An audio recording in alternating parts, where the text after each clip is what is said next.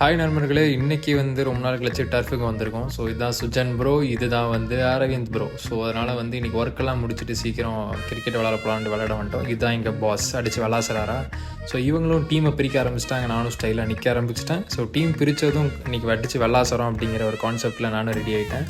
டீமும் பிரிச்சுட்டாங்க, நானும் விளாட ரெடி ஆகிட்டேன். ஸோ ஸ்டார்டிங் மேட்ச் பார்த்திங்கன்னா நம்ம தான் பேட்டிங்கு. எப்படா நமக்கு பேட்டிங் வரும் அப்படின்ட்டு பார்த்துட்டு இருந்தால் மொதல் விக்கெட்டு சீக்கிரம் அவுட் ஆகிடுச்சு. ஸோ அடுத்த ஆள் நம்ம தான். திடீர்னு சிங்கிளே தான் ஓடிக்கிட்டு இருந்தேன். ஒரு 6-4 கூட போல் அவுட்டும் ஆகிட்டேன். ஸோ அவுட் ஆனதுக்கு எல்லாம் கலாய்ச்சி சிரிச்சுக்கிட்டு இருந்தாங்க.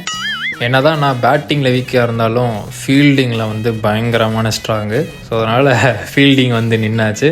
அடுத்து நம்ம தான் பவுலிங்கு. பால் கண்ணுக்கே தெரியாத மாதிரி போடுவோங்க அப்படின்ட்டு சீனாக போட்டுட்டு பயங்கரமாக விளையாண்டுருந்தேன். அதான் சொல்கிறேன்ல, பவுலிங்லாம் நம்ம வெட்டப்பு வெறித்தனமாக போடுவோம். அப்படியே பறந்து போடுவோம். மேட்ச்சும் ஃபன்னியாக போச்சு. ஃபீல்டிங் ரொம்ப பயங்கர காமெடியாக போச்சு. அரவிந்த் ப்ரோ ஓடி போயிட்டு ஈஸியாக அவுட் ஆகிட்டார். சீக்கிரம் அடுத்த மேட்ச்சு ஸ்டார்ட் பண்ணிட்டோம். அதுலேயும் பால் பறக்குது ஸ்டேடியம் விட்டு.